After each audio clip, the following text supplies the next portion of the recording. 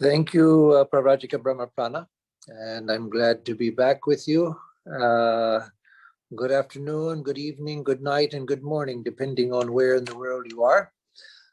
So the last session I spoke about Holy Mother's expression of Advaita, how she expressed it in her life, how she expressed the experience of non-dualism in her life. And as I said,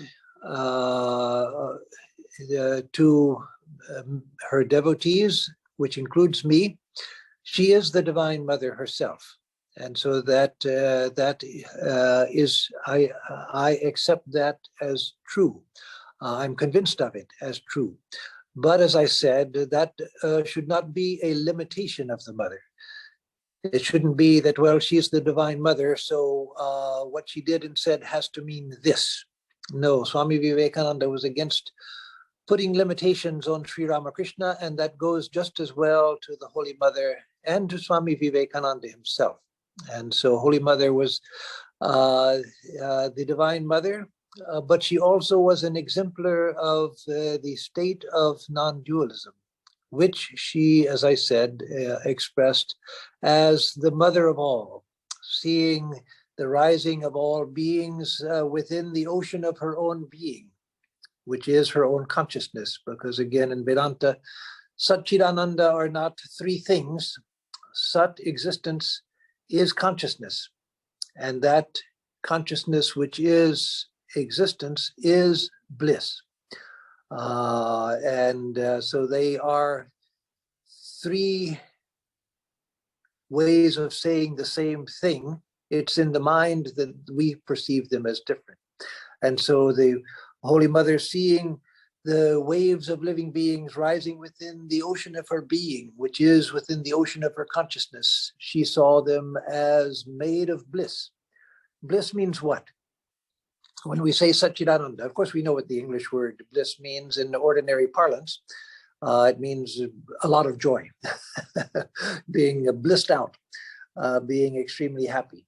But that, of course, there are levels of happiness and types of happiness. And when we speak of bliss, we're speaking of the infinite.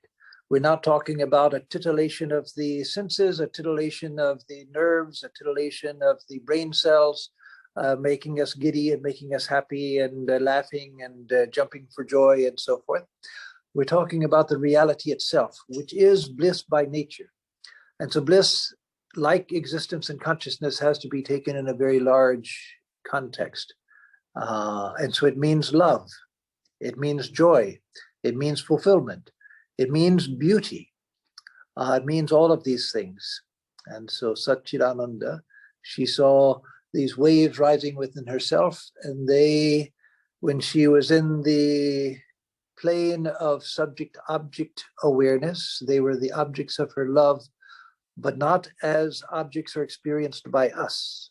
We see objects as separate, but she, as the master of non-dual knowledge, she didn't lose that knowledge, that the underlying knowledge of non-dualism, the underlying knowledge that the object and the subject are the same reality.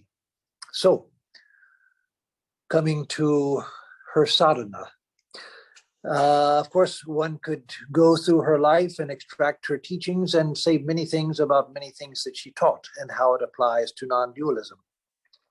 But I want to focus on one teaching, which is the teaching which she is probably most famous for, and that is instruction she gave to a devotee, a woman devotee, who came to see her on Holy Mother's deathbed. I don't remember whether it was 2 or 3 or 4 days before Mother died, but it's considered her last message. Not the last words she ever spoke, but the last actual obvious teaching, where she was teaching, consciously, deliberately teaching. And so she said on her deathbed that, "I will tell you one thing, my child. If you want peace, do not find fault with others, but find fault rather with yourself. Learn to make the world your own. Nobody is a stranger, my dear. The whole world is your own." Now, those beautiful words we say after the blessing at the lunch and supper, both here in Gretz in France. In French, of course, we say the Brahmarpanam. Then we say, si vous désirez la paix de l'esprit, ne voyez pas les défauts d'autrui, voyez plutôt les vôtres. Apprenez à considérer que l'univers tout entier n'est pas différent de vous-même. Personne ne vous est étranger, le monde est vous-même, c'est tout un. So I will tell you one thing. If you want peace, my daughter, do not find fault with others, but find fault rather with yourself. Learn to make the world your own. Nobody is a stranger, my dear. The whole world is yours. So as her life was simplicity itself, so her instructions are simplicity itself. As Swami Sarvapriyananda said in the last session, one doesn't need to be Ivy League educated to follow Advaita. One has to want it. One doesn't need an intellectually trained mind. That doesn't hurt if it's trained in the right way. It doesn't hurt, but it's not necessary for understanding the highest truth.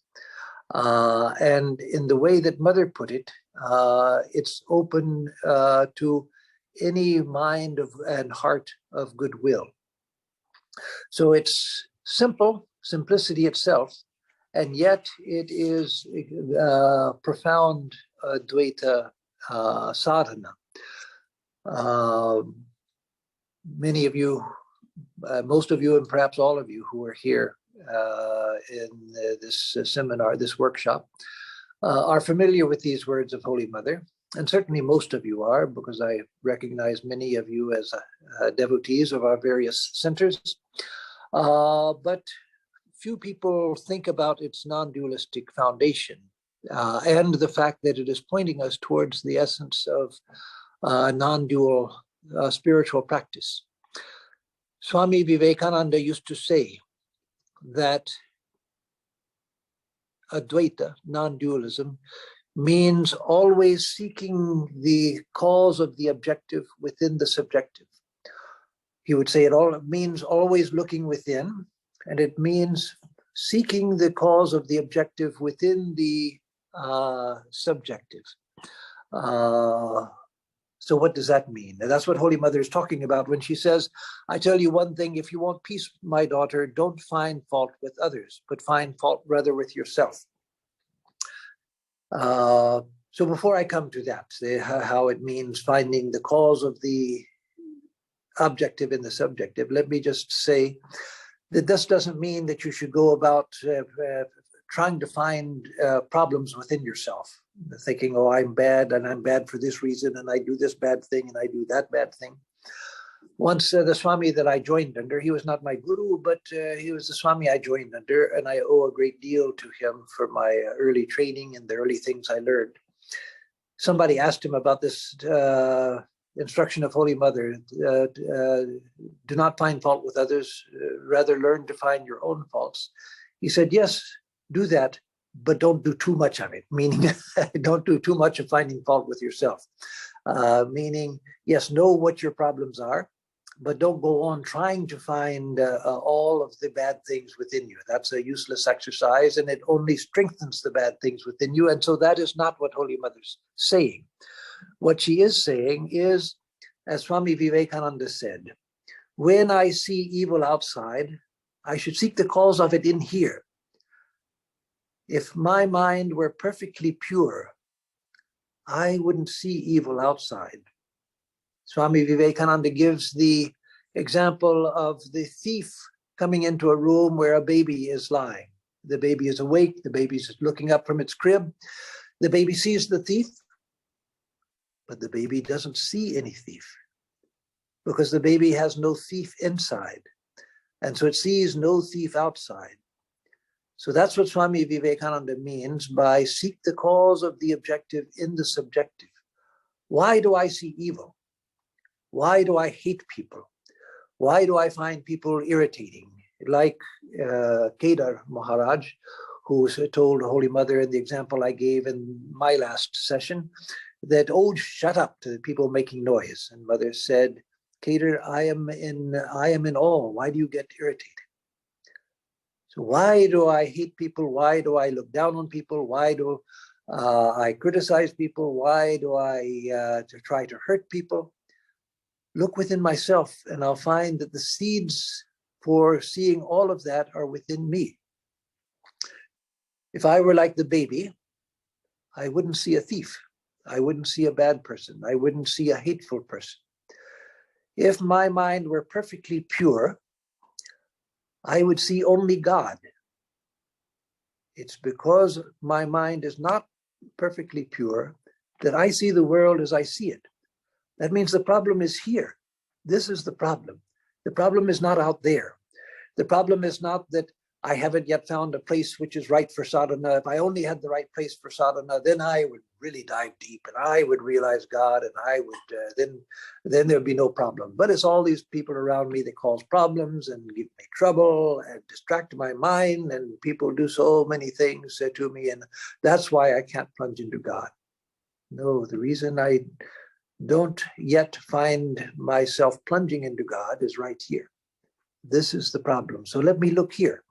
Again, not in the sense, because this is extremely important, not in the sense of trying to find all of the bad things in myself. I emphasize that because that became a serious problem in the West, in Europe in particular, after the Reformation, when the Protestants broke off from the Catholics. There was a reaction within Catholicism called the Counter-Reformation, where the church became suspicious of people who claimed spiritual experiences and everything, because the Reformation partly was about getting out from under church authority. And so the church then became more suspicious of people who were not subject to church authority. And so as part of that movement of the Counter-Reformation, there was a de-emphasis on the wonderful tradition of mysticism within the Catholic Church, the tremendous number of saints that they had produced. They continued to produce some, but the emphasis on mysticism was diminished. Spirituality was diminished, and obedience and all of that was emphasized. And as part of that movement, they began to substitute mystical prayer with things like the examination of conscience. That is, let me look within myself and find all of my sins and all of my bad propensities so that I can confess them and realize that I'm a sinner and so forth. And so there was a very saintly French priest, Jean-Paul de Caussade. Oh no, I'm sorry. He was very saintly. He's a wonderful man, but he's not the one I'm thinking about. There was an English priest who converted to Catholicism. His last name was Baker, but it's been 40 years since I studied him, and so I don't remember his first name. But his last name was Baker. He became the confessor for a group of French nuns. That's why I confused him with Jean-Paul de Caussade. And that was right in the midst of this overemphasis on examination of conscience, not consciousness, conscience, the sense of good and bad. And so he told them, don't go on looking for all of your sins and all of your problems. That does no good. It strengthens them, in fact. He said that if you are on one side of a room, and a crowded storeroom, and you want to go to the other side, you see the obstacles in your path. And what you're doing is going to the other side of the room. Seeing the obstacles is just to avoid them, to get to the other side. You don't need to focus on them, and you don't need to fight with them. Just note that they're there to get to the other, so you can wend your way to the other side of the room. So he said with the conscience, whatever is between you and God, that will show itself. That's all you need to do, is to know it's there so that you can get around it, get beyond it, because your focus is on God. Focus on God, or focus on the self, or focus on Brahman.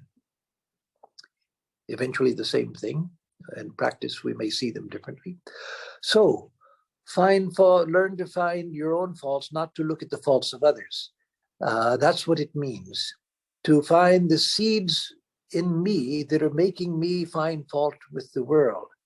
So whenever I see problems with the world, let me look within myself and see, why do I see that? And that's exactly what Swami Vivekananda meant when he said, Advaita means, non-dualism means, to find the cause of the objective within the subjective. The whole world is within the mind. I've talked about this in other lectures and seminars, and so I'm not going to take time to do that because the focus is on this teaching of Holy Mother. But it's important to understand the profundity of her teaching. And she puts it in moral terms, and that's because for most of us, the problems are moral problems. The moral, not in the sense of so much of doing bad things as opposed to good things, but in the moral in the higher sense, ethical in the higher sense, that my hatred of other people, my criticism of other people, my dislike of other people, my irritation at other people, and all of those things. No, let me see, why do I see these things? Before I go on, let me also say it's important to know that this doesn't mean that if you practice this, that you will become the slave of every boring person that comes around and wants to use up your time. No, it doesn't mean that. It doesn't mean that you cannot deal effectively with people. You can do that, but you can do it without finding fault. Once my guru, Swami Vireshwaranandaji, he was asked, because he was a disciple of Holy Mother, a direct disciple of hers, he was asked, how do we practice Mother's saying that do not find fault with others?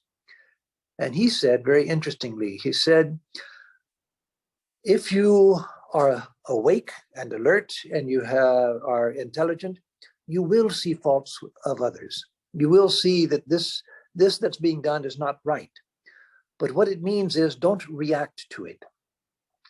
Don't react to the things. Learn to keep your balance. We have to have a philosophy which is big enough to accept the fact that there is evil in the world. There are things, bad things that happen to innocent people. People do bad things. We have to be big enough to know that, understand it, and accept it. I'm not here to fix the world. But I must say there is a step beyond that. What he was saying was very good and very necessary, but that's at the preliminary level where most of us are. But we eventually want to go beyond even that, where we don't see fault at all, as Holy Mother didn't. Golap Ma used to criticize Holy Mother for not finding fault with others, which is a rather strange contradiction. But Golap Ma was a very saintly woman, but she was could be quite critical. Let me give the example of Pahari Baba. Pahari Baba, Swami Vivekananda said that he was the greatest saint that he had ever seen outside of Sri Ramakrishna. That is, that Sri Ramakrishna was the greatest man he had ever met, but that the next greatest he had seen was Pahari Baba. So there's a story of Pahari Baba that he, of course, it's known that he lived in a cave, and within the cave there was an inner part of the cave that was a secret part with a door that was hidden, where he would go to meditate. And in the other part of the cave, which was accessible, there he would do his puja and he would cook his food and so forth, or eat his begged food and so forth, and sleep, etc. So one day, Pahari Baba was back in the back of the cave where nobody could see him. And so a thief came, knowing of the Baba living there and knowing that he did puja, which meant that he would have some copper and brass vessels which could be sold. And so he snuck into the cave and saw that Pahari Baba was not there. So he started bundling up all that the Baba had were vessels. And so he began to bundle them up.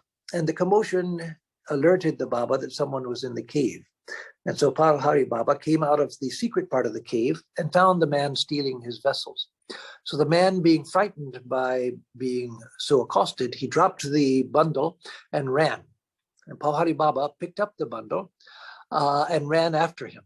And Pahari Baba was a big man and very fleshy, it was heavy.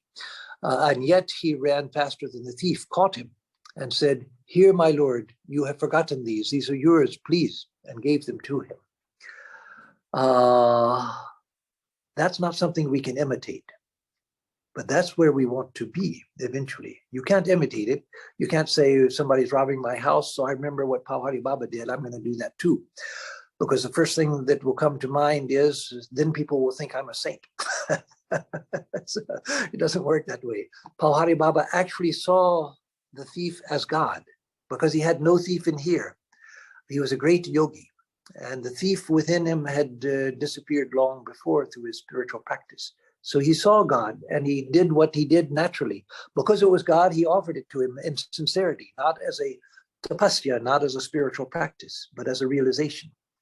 So you may say, well, that's all nice and good, but what's the use of that? If everybody did that, then the world would fall apart. No, it wouldn't. First of all, as I said, you can't imitate that. If a thief comes to rob you, you call the police. Time hopefully will come, it will come for all of us. When the thief within is dead and we don't see the thief without. So what is the use then? Swami Vivekananda was traveling in the Himalayas during the, after the period when he had spent some days with Pahari Baba. He was wandering in the Himalayas, and one evening he came to a sadhu who was living in a hut in the forest. And Swamiji asked if he could stay there for the night. And the sadhu said, yes, yes. And so they built a dhuni fire, as sadhus do, and sitting around the dhuni fire, talking, discussing spiritual topics. And Pahari Baba came up. And so the sadhu asked Swamiji, have you heard of Pahari Baba? Swamiji said, yes, yes, a great soul. I spent some days with him in Ghazipur. Very great soul. And then the sadhu said, have you heard about the thief who came to rob Pahari Baba? And Swamiji said, yes, it's an amazing story. I've heard many amazing stories about the Baba, but that one is really extraordinary. And then the sadhu said to him, I was that thief. I was the man who went to rob Pahari Baba. My family was poor, and I was trying to get some money, and I was doing it by stealing. But when Pahari Baba caught me and gave me the objects and said, here, O Lord, these are yours, it awakened something within me. And so I gave up everything after seeing to the care of my family, gave up everything, and now I spend my time here in meditation.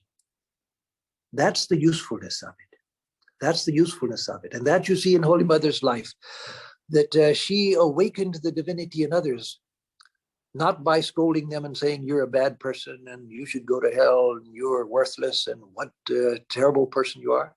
No, through love and through seeing the divinity within all, she awakened the divinity within others. So if you want peace, my daughter, do not find fault with others, but find fault rather with yourself. Learn to see the seeds of what you see outside here and deal with it here. Be patient with the external world. Again, right now, if someone comes and robs your house or threatens your family, people that you should protect, innocent people, then you should, you will find liberation quicker by sacrificing your life protecting them than by running or pretending to be Pahari Baba. But at the same time, you can learn to do what you need to do in the workaday world with this higher perspective.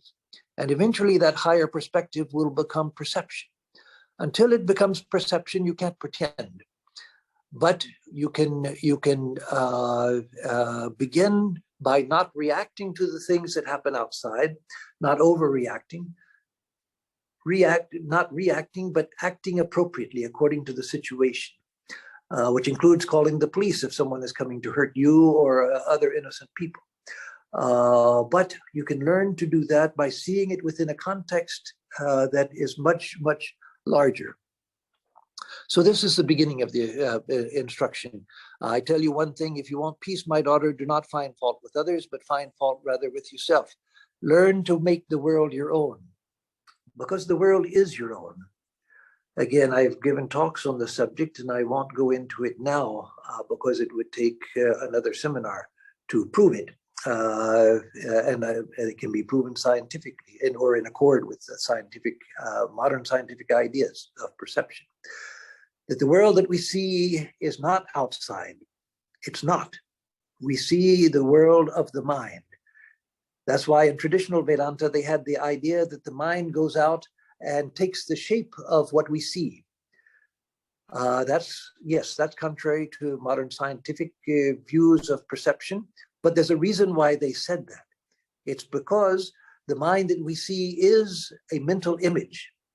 It's not the external world. We see a mental image.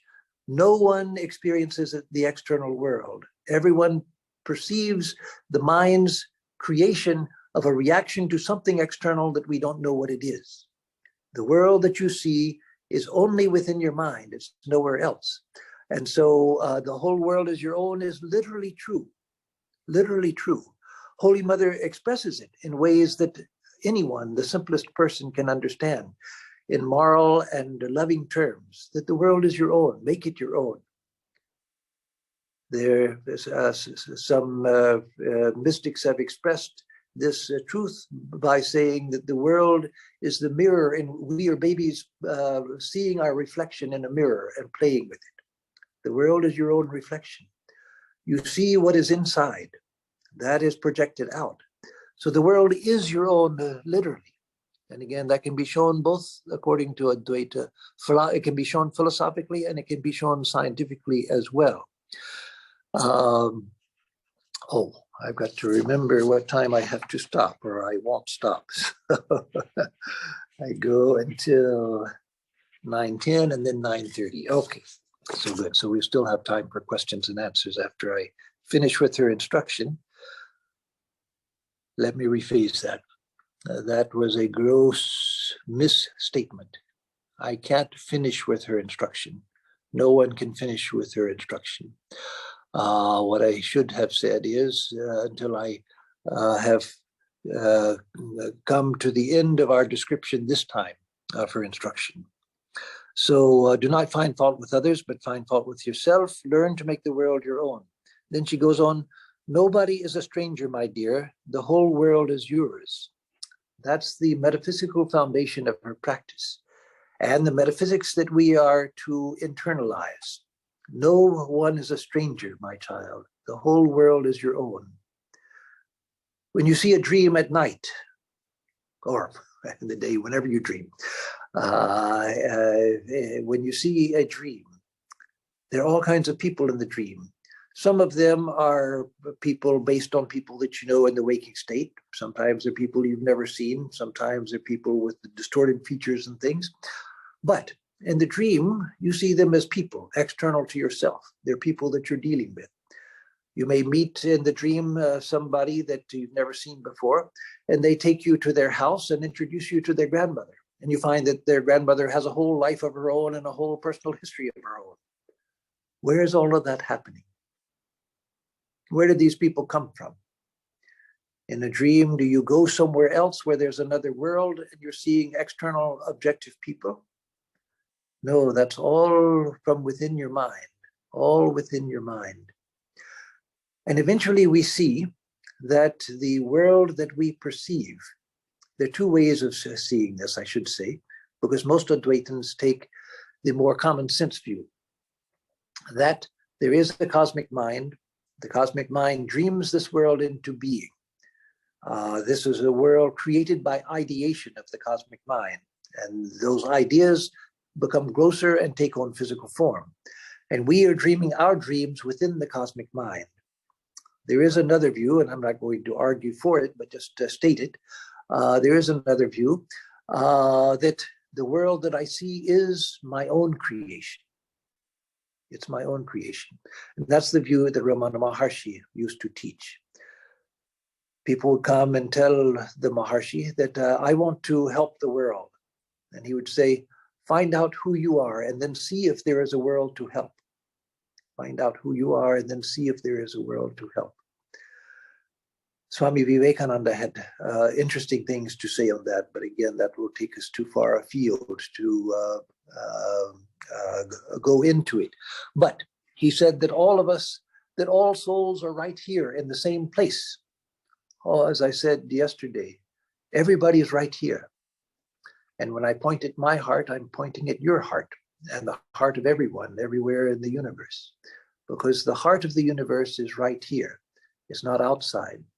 All of us are at the same place, and we're all projecting out our views of the world. And so learn to make the world your own, because it is your own. There's an intimate relationship between each of us and the world that we experience. That's why we can eventually learn to see that everything that happens to me in life is meant for me. It's meant for me. It's tied to me. The good things that happen, the bad things that happen, the indifferent things that happen, all of them are tied to me. Things happen to me because you can say that's, of course, part of the law of karma. That's part of the law of karma. But the law of karma is not an isolated law which has nothing to do with anything else. It's not like somebody made this law and then made this law and then made that law and then made these things. The law of karma is part of the way that the universe works. It's not an isolated thing. We isolate it in our minds because the mind abstracts out parts of reality into separate entities and separate principles. But the law of karma is the way the world works, because the world is my own. Because the world is my own. No one is a stranger. If I could see, as King Janaka in the Ashtavakra Samhita saw, that Mai Ananda Maham Bodha Vascharya Jiva Vichaya Udyanti Gnanti Kelanti Pravishanti Swabhavataha. In me, the shoreless ocean of pure consciousness, the waves of individual selves arise, play for a time, strike each other, then disappear back into the ocean of pure consciousness. Then I would see that the world is my own. Ashtavakra says that I am in everything, Brahmasnamba Parayantam, from Brahma down to a clump of grass. He teaches Janaka that this universe is yourself. This universe is you. There is no self and no God other than you. So Holy Mother is teaching high Advaita here, that the world is your own. So one doesn't have to take it philosophically. If one doesn't either understand it or doesn't want to understand it, or if it doesn't make sense, don't believe anything because I'm saying it now. That would be the ultimate foolishness. But think about it. So it can be understood philosophically, but Holy Mother stating it from the standpoint of common human experience, where you don't have to be a philosopher. You don't have to study the philosophical principles which would support this idea. Just know that the world is your own. Know it in a simple way that a mother knows that. In the simple way that a mother knows her child is her own, her family is her own. That Holy Mother knew that the world was her own because the whole world was her child. The whole world was her own. And she's telling us, as I said in the last session, my last session, that Holy Mother, yes, she may be the Divine Mother. You may believe that, not believe it, but she certainly is an exemplar of Advaita experience. And so when she says the world is your own, she's saying that what's true for her is true for you as well.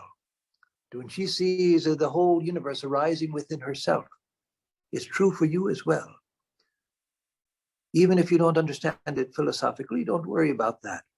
But understand it from, I hate to use the word emotional standpoint, because that sounds weak and feeble, but it's not weak and feeble.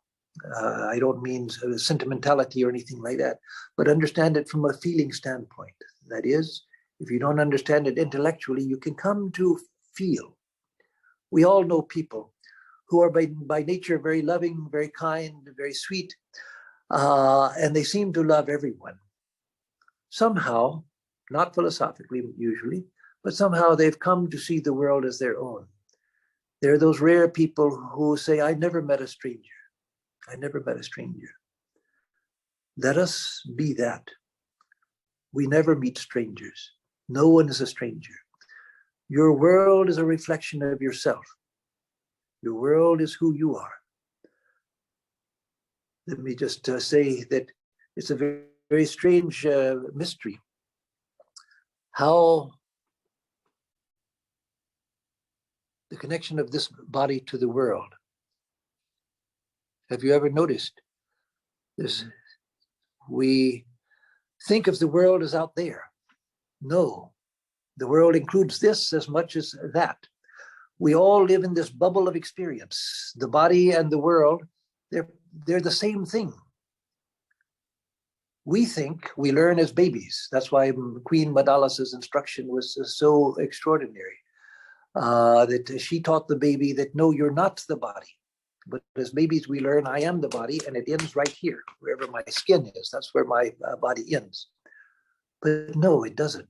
Your body is part of the world itself. There's no division between your body and the world.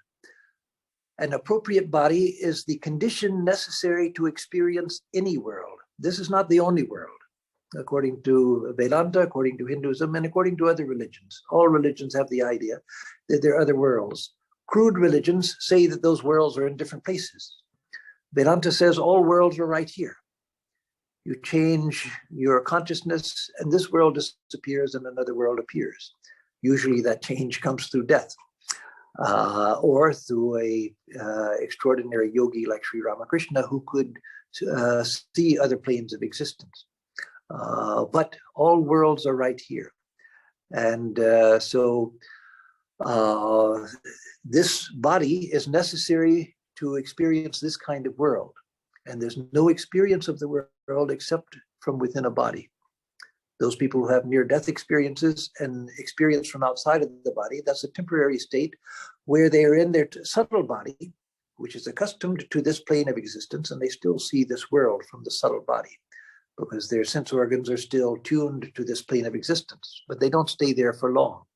After some days at least, they continue their journey, or else they become ghosts. So we won't go into that. So again, coming back to topic, and then I'll open up for question and answers. I tell you one thing, if you want peace, my daughter, do not find fault with others, but find fault rather with yourself. Learn to find the cause of the objective here. Learn to make the world your own, because the world is your own. See it as your own. Nobody is a stranger, my dear. The whole world is your own. Learn to see that. And that is the essence of Advaita Sadhana. You can actually come to feel that this body and the whole world, your whole bubble of experience, every being, whether a bacteria, a fly, a honeybee, a bird, a butterfly, a human being, an elephant, every being sees a bubble of experience with their own body, part of the same thing. And this is your own. This is your own. And so learn to see the world as your own. Learn to love the world as your own. As Swami Vivekananda said, don't seek God, just see God. And that God is your own higher self. So let me stop here because I could go on, and I want to leave time, since this is the last session, I want to leave time for question and answers, if there are any questions. If they're not, I'll say something else on my own to complete the time. But if there are any questions, you can ask. Swami, how can we practice that in relation to what we're seeing in the world today? For example, the war in Ukraine. Do we see that as detachment? Do we see that as with compassion? How do we see it using that teaching? Very good question, and a difficult question, I admit. I admit that these are where the difficulties come up, and the difficulties can be overcome. But there are real difficulties in the path, difficulties of understanding and difficulties of figuring out how to apply this in actual everyday life, without ever either being a fool or being taken advantage of, or just bumbling around not knowing what I'm doing. So they're different, as always in Vedanta, there are different ways. One way is for those who just practice detachment. It's all the play of the mother, and it's not my problem. This is the way the world is, it's the nature of the world, and so accept it. And in my own life, do what I can do what I know is the right thing to do, be of service, be of help to other people, because that's what a good person is. not because somebody told me that's what I'm supposed to do, but because that when a person's heart becomes pure, that's what they do. They don't have to think about it. They do that which is right, that which is good, that which is helpful by their nature. So if I'm not yet there, let me try to do good, try to be of service, try to be helpful to other people. But otherwise be detached about the goings on in the world. That's one way. Another way, and that was the way shown by Holy Mother and Swami Vivekananda in particular. Ramakrishna as well, though we don't see it explicit as much, it is there, it is visible, but not as explicitly taught as it was by Swami Vivekananda and Holy Mother. And that is, again, to love the world, to love the world, to see situations like Ukraine, and to see them clear-eyed. The Holy Mother knew what was right and wrong. She wasn't confused about that. But she knew that beings are largely blind. Swami Vivekananda said, we should be extremely compassionate and understanding towards others, because it's very hard to be good. Understanding that it's very hard to be good, we should be understanding of others. He said that until a person has become spiritual, they're more or less like machines. They're acting out of impulses from the past, impulses that have been fed into them by society. So see things that way, see things in a context of love. I prefer that way, but it's not the only way. There is the way of just a detachment, just seeing it all from the standpoint of a spectator, and that's good too. Swami Vivekananda speaks highly of that as well. So I'm not criticizing it. But I see such beauty in Holy Mother's way of looking at the world with love. Because again, Satchidananda is not just Sat, it's not just Chit, it's Ananda. And Ananda means beauty. Ananda is love, because love is unity. Love is the experience of unity, or the yearning for love as aspiration is yearning for unity. Love as fulfillment is the experience of unity. Love, bliss, and beauty. And so look at the beauty of existence, look at existence as motivated by love, and see that people do terrible things motivated by the same things that motivate everyone else. They're trying to be happy, they're trying to find love, they're trying to find fulfillment, doing it in terribly foolish ways, destructive ways. But if we can see the principle behind it, then we can understand people. So let us try to do that, or to take the path of detachment. And I'm sure if I sat here and thought about it, we could think of other approaches as well. But those are two of the main approaches.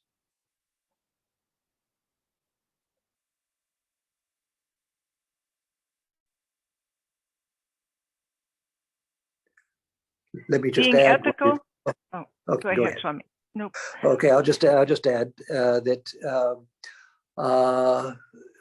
Holy Mother was not made incapable of acting appropriately. She always acted appropriately. That was something that you see in everything that she did. Sri Ramakrishna had taught her carefully. Jekani jemon, sekani temon, jokon jemon, tokon temon, jar jemon, tar temon. That is in Bengali, that act appropriately according to time, place, and person or circumstance. Act appropriately, and that she always did. And so with this inability to find fault with others, because she saw everyone as a child, saw everyone with love, that didn't mean that she didn't know right from wrong. It didn't mean that she couldn't correct someone who was doing something wrong, but it meant that it was all founded in love and in understanding. Okay. That would answer this question in line with Mother's teachings. How do we deal with unethical practices in workplace, especially if we cannot leave the workplace? Would it not result in bad karma since I engage in it knowingly? That's a very good question. And again, one of the difficulties in that we face. The beauty of spiritual teaching is that it's simple. Swami Shantaswarupananda used to say that when religion gets complicated, know that there is a compromise with the truth. Spiritual truths are simple, ultimately simple. But when we go to apply those ultimately simple principles in our everyday lives, then we find all kinds of complications that we have to apply them to. So yes, that's a real problem for many people. What is the connection between what I do and that which is done by others with my tacit agreement? Meaning in the workplace where it's difficult nowadays to find a workplace where there's not something shady going on. You can, but it's difficult to find, especially in a bigger company, but oftentimes even in a smaller company. And so I have to work there. I need to get I need to have employment because I need to have the money. I need to support my family, and I need to live. I can't live in modern day society without having income, and so I have to work. And I can't just go for the ideal job. I have to take what I can find. So, what is my responsibility for what others do? We can solve that. Again, it's not always clear-cut and easy, but we can follow the advice of Thomas à Kempis in The Imitation of Christ, that when you see somebody doing something wrong, try to address it. Try to address it. If that doesn't help and you can address it a second time, then do that. After that, then pray for the person. Try to keep yourself, what you do, try to keep, and the things that are you're immediately responsible for. Try to keep that ethical.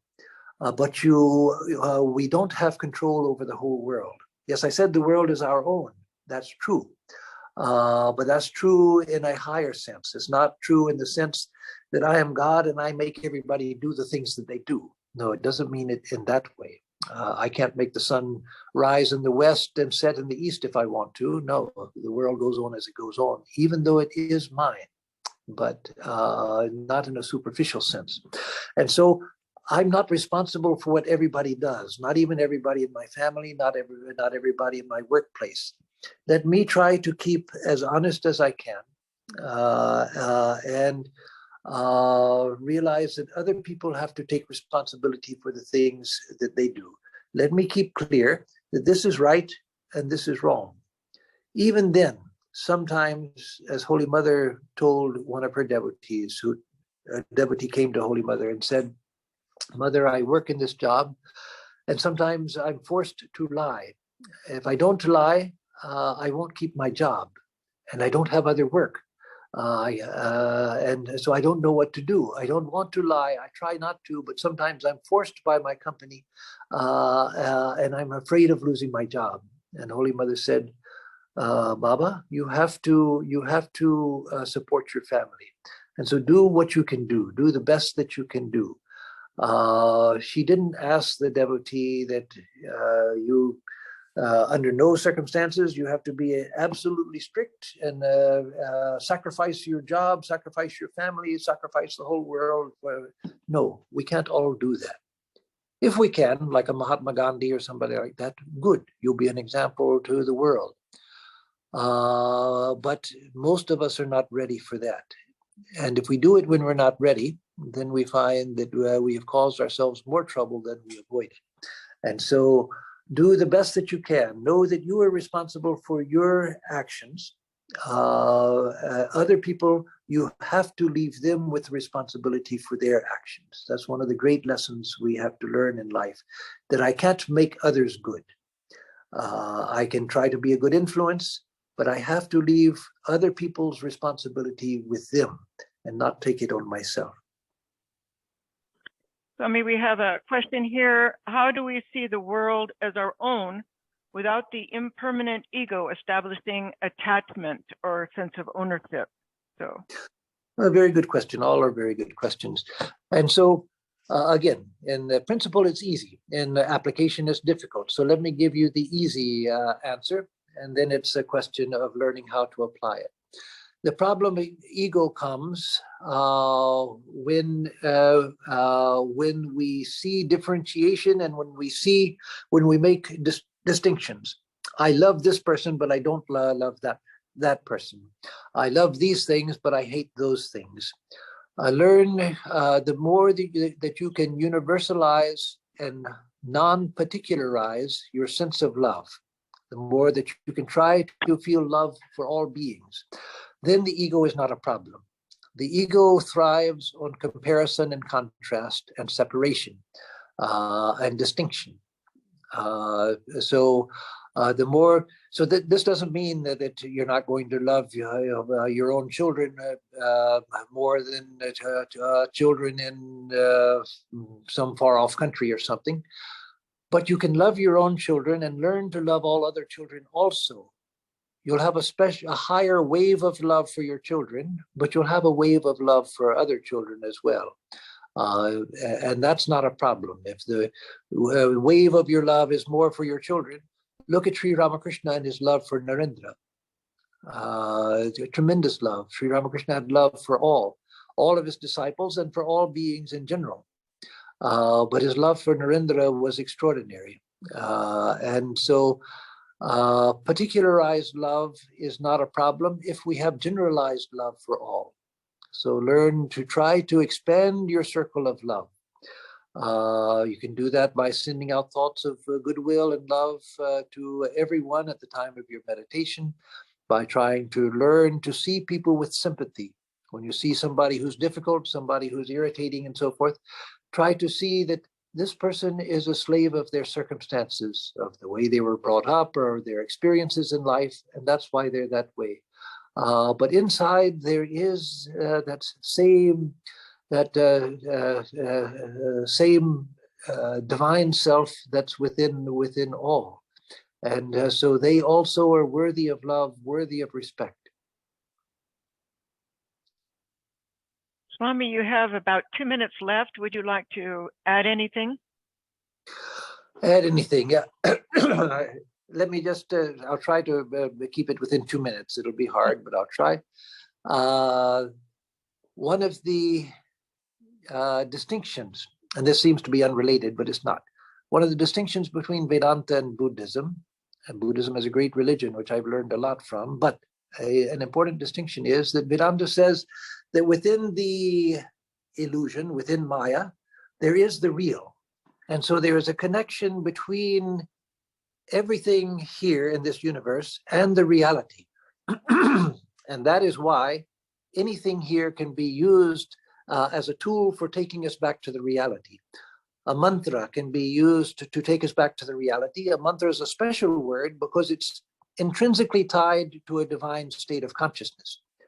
But Bhartrihari in the Vakyapadiya says that every word, every single word could lead us back to the infinite, because every word is connected to Brahman, to Shabda Brahman, and Shabda Brahman becomes Brahman. Every word, every person, every object is a direct manifestation of Brahman. Why can I hold on to the I am? The sense I am, as Ramana Maharshi and some other teachers of that type of Advaita taught, and get to the Atman, which is Brahman. In the Atman, there's no sense I am, but no, the I am is a manifestation of that. When you get to the Atman, there's no I am, but the I am takes you there because it comes from that. And so everything is here. And so loving the world, if we understand that, loving the world and everything within it, because everything can take us back to the reality.